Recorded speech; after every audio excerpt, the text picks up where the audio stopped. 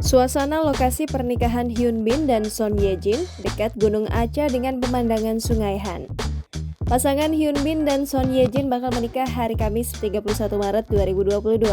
Dikutip dari All K-pop, pernikahan keduanya digelar di Seoul pukul 11 waktu setempat.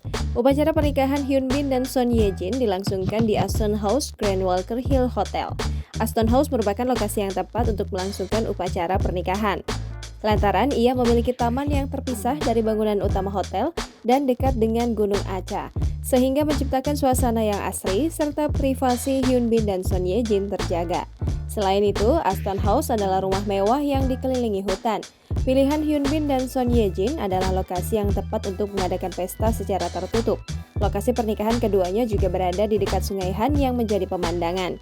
Dilansir YouTube Wonder Planet, pada Sabtu 26 Maret 2022, Aston House berkapasitas 700 orang. Pada hari pernikahan, hanya para tamu undangan yang diperbolehkan masuk ke lokasi acara.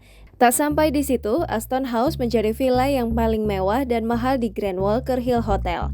Sederet artis terkenal diketahui pernah menggelar pernikahan di tempat yang sama, yaitu seperti Bae Yong Joon, Shim Eun Ha, dan Kim Hee Eun.